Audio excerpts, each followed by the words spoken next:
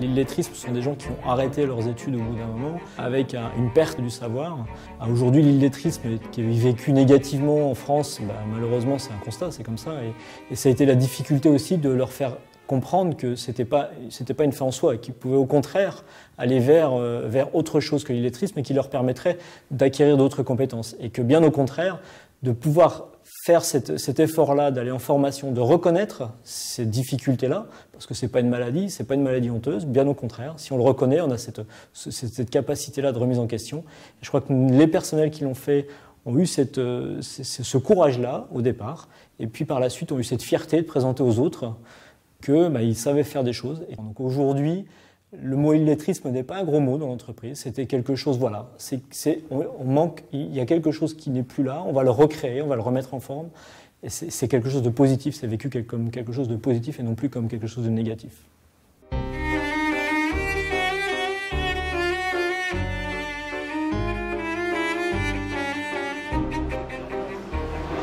Donc le contexte, c'est suite à une signature d'une GPEC qui, pour garantir l'employabilité de nos salariés au sein de l'entreprise, vis-à-vis d'une réorganisation, on a internalisé une partie de ce qu'on sous-traitait avant. Les produits étaient contrôlés, envoyés chez un prestataire à l'extérieur de l'entreprise qui réalisait pour nous ces contrôles de tri Japon.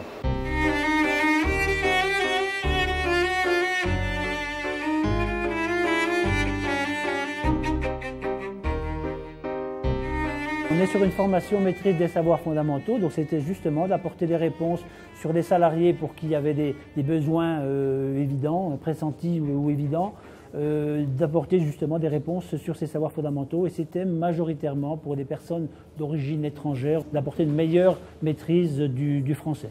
Comment aller déceler ces besoins chez nos salariés pour qui on avait quelques difficultés, aller mesurer des lacunes sur des formations initiales par exemple, ou sur une bonne maîtrise du français ou du calcul. Ils nous ont donné des méthodes, on va dire, pour aller déceler ces éléments-là, ce qu'on a pu faire, et ensuite mettre en place la meilleure réponse formation sur ce type de public.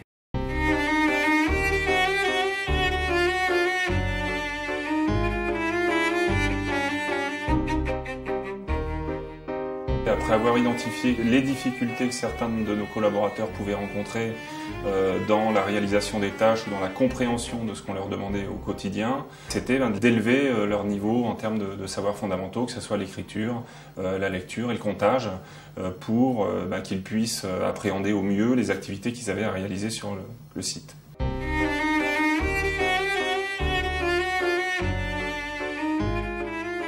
y a beaucoup de personnes qui n'aimaient pas cette formation, qui disaient des trucs pas trop gentils au niveau de cette formation, alors j'avais peur d'être mal vu. Je pense qu'il y a des gens qui n'osent peut-être pas forcément franchir le pas, et voilà, je pense que c'est surtout ça. Parce que je pense que je ne dois pas être le seul qui doit avoir des lacunes à l'écrit, mais seulement il y en a qui n'osent pas franchir le pas ou qui n'en jugent pas la nécessité. C'est un peu dommage parce que des collègues ils disaient tu vas retourner à l'école et tu refais des choses que tu as fait, et puis pourquoi faire ça si tu n'as pas besoin d'augmenter des capacités? J'ai dit si, au contraire c'est d'avoir confiance en toi. Les autres ils avaient peur de la faire, je ne sais pas ce qui l'a dérangé peut-être, ils avaient nul en français, je ne sais pas, mais on était aussi nul en français, là après autant maintenant. Les gars pour rédiger nos comptes rendus, hein. Ça aide quand même de nouveau quand tu refais une école encore une fois, à mon âge. Des personnes qui directement ils ne veulent pas y aller, ils ne sont pas intéressés. Mais je leur dis il faut connaître, le faire au moins une fois pour connaître. Et après vous pouvez dire si vous aimez ou pas. C'est très difficile de dire je ne sais pas quand le niveau de qualification n'est pas élevé. C'est difficile dans l'entreprise de dire je ne sais pas parce qu'on se met à nu et dans l'entreprise on a plutôt tendance à vouloir se protéger ou en tout cas montrer une autre image. C'est d'autant plus difficile de dire je ne sais pas quand il s'agit des savoirs fondamentaux puisque collectivement ce sont des savoirs qu'on est censé avoir acquis très tôt et cette difficulté-là, il faut savoir la passer, la dépasser. Et c'est ce qu'on a essayé de construire avec nos collaborateurs et avec les représentants du personnel aussi sur les savoirs fondamentaux.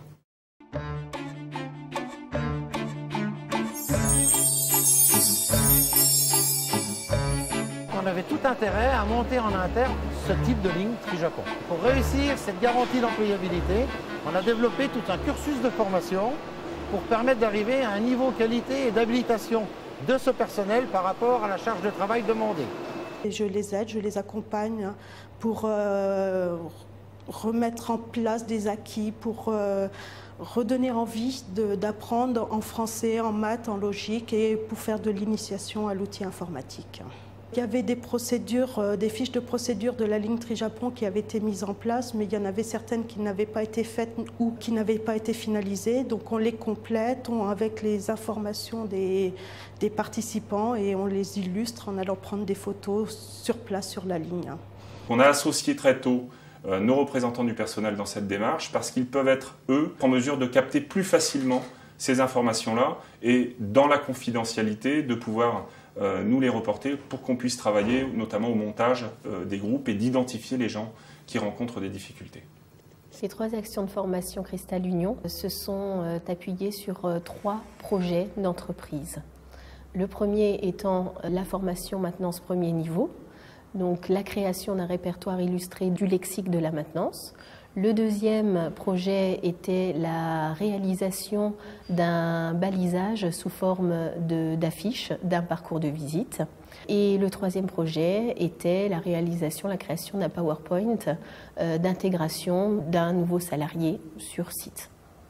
Tous les participants sont des volontaires. On a forcé personne. On a tenu à avoir des profils très variés en partant du principe que la mixité était un facteur important pour la réussite de cette formation. Les groupes, on a essayé d'avoir une répartition homogène entre les hommes et les femmes, les jeunes et les anciens dans l'entreprise, différents services, différents parcours scolaires, des gens qui ont quitté le système scolaire plutôt que d'autres, des gens qui viennent, qui n'ont pas suivi la scolarité en France et qui avaient besoin de parfaire des acquis sur le terrain.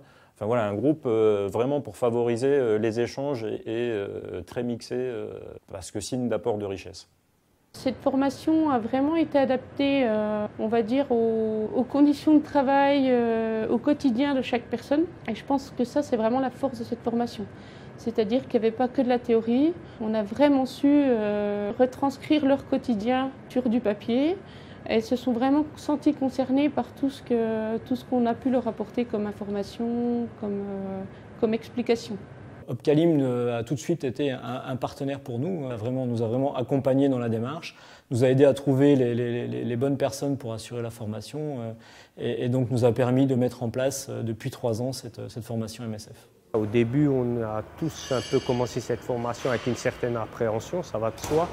Ensuite, la formatrice nous a mis à l'aise et puis donc après les choses se sont faites toutes seules. Et le tout, c'est de s'y mettre. Mais moi, je préfère m'y mettre avec une personne qui puisse me guider dedans. Il y a 2 solutions, c'est soit on va dessus, on ne sait pas, et puis on passe un temps fou, et puis on apprend quand même tant bien que mal, ou on a affaire à un formateur, et je trouve que là, c'est beaucoup plus intéressant, et ça nous permet d'évoluer beaucoup plus vite. On a quand même 70 heures de formation, et c'est vrai qu'après, tu côtoies, comme on est mélangé, on a le conditionnement, on a la sucrerie et la maintenance, et c'était un lien qu'on a fait ensemble et qui était une bonne chose de voir dans une entreprise, que tu peux créer un groupe de travail et d'améliorer un peu le lien entre toi et les collègues et de faire quelque chose de constructif, quoi. Le plus exemplaire, c'est sans doute la manière de la mettre en œuvre. C'est-à-dire que c'est une formation qui vise 2 objectifs, l'un professionnel et l'autre personnel. Sur le plan professionnel, la formatrice, et c'était l'objet de la formation, est allée sur les postes de travail, on a ressorti des outils et c'est sur la base de ces outils, de cet environnement que s'est construit la formation, c'est-à-dire que l'ensemble des termes employés s'est construit autour de ces éléments-là. Donc gros apport au plan professionnel, ce qui est bien sûr intéressant pour l'entreprise, mais en même temps avec des termes de tous les jours, pour ce qui est de la communication.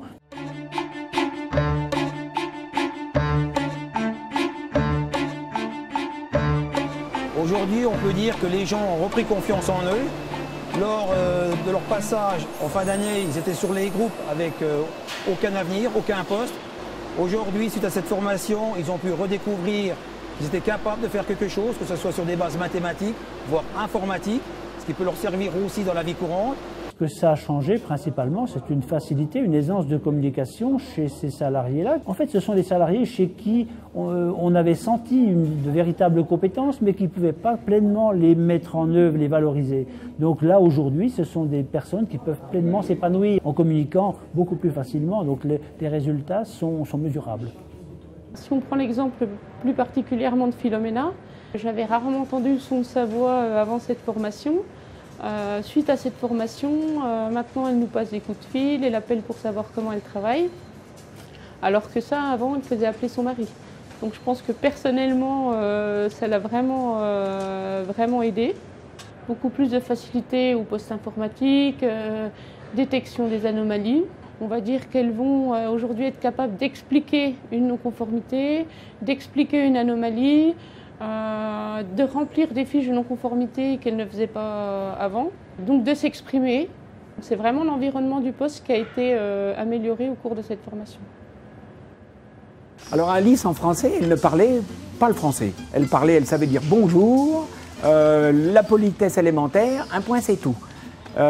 Donc pour le travail qu'on avait à lui confier, ça allait bien, on lui a montré visuellement, ça convenait parfaitement, mais on s'est rapidement rendu compte que pour faire d'autres métiers, eh bien, il fallait savoir lire, savoir s'exprimer devant un auditeur quand on a un audit, donc c'était la formation tout à fait appropriée. Pendant sa formation, elle a appris un nouveau poste, elle a appris le poste des expéditions. Alors qu'avant, elle récupérait uniquement les produits en sortie machine, où elle travaillait côté propre, côté à mettre des produits dans la machine. Avant, elle essayait toujours, quand on avait un audit, de passer à côté, d'être évitée. Aujourd'hui, elle est à l'aise et elle peut tout à fait s'adresser à un auditeur et puis lui dire des choses intelligibles, qui se comprennent bien et elle a bien compris son métier. Le retour que je vois et qui me paraît le plus important, c'est celui de la relation que les gens ont pu construire entre eux au sein des groupes. C'est les communications qui ont pu être faites par eux-mêmes pour attirer d'autres personnes vers ce type de formation-là. Nos collaborateurs ont partagé avec d'autres des difficultés et se sont ouverts aux autres. Et cette ouverture-là, elle est importante dans l'entreprise parce qu'elle permet aussi de décloisonner entre les services, mais aussi entre les différents niveaux hiérarchiques de l'entreprise. On pourrait parler d'une curiosité et d'un intérêt croissant pour l'apprentissage en lui-même, mais également un sentiment de valorisation par rapport justement à la confiance qui leur a été accordée pour la création de tous ces projets. Moi, ça m'a apporté de confiance et d'avancer, quoi. De dire tu peux le faire, tu peux toujours apprendre, quoi, tout âge. Ça nous a aidé d'une part de faire beaucoup moins de fautes dans les rapports qu'on remplit tous les jours, les rapports de production, et de rendre des rapports beaucoup plus propres, plus nets. Il y a un échange qui se fait entre l'employeur et le salarié. On se sent plus valorisé vis-à-vis de l'entreprise. C'est un enrichissement, ça va de soi que ça sert à progresser. Je me disais au début, je suis trop vieux, mais en fin de compte, on apprend toujours. Hein. Mais je conseille à tout le monde de le faire, il ne faut pas avoir peur. Hein. Les participants à la formation arrivent aujourd'hui à se situer dans ce groupe-là. Donc ils ont donné du sens à leur travail. Depuis 2 ans, on a des résultats qui sont en nette amélioration au niveau du conditionnement. C'est vrai qu'on a apporté de la structure, on a apporté de la méthode, on a apporté aussi du budget. Mais je crois aussi que cette formation maîtrise des savoirs fondamentaux, par le développement de l'implication et de la motivation qu'elle a apporté, a fortement contribué à ces résultats. Ça va nous permettre de leur apporter d'autres compétences et ça va nous permettre là aussi de faire grandir et les personnels et l'entreprise. Le fait d'être dans cette dynamique, ça peut être que positif pour la personne et pour l'entreprise. C'est le côté humain qui restera pour moi dans cette formation.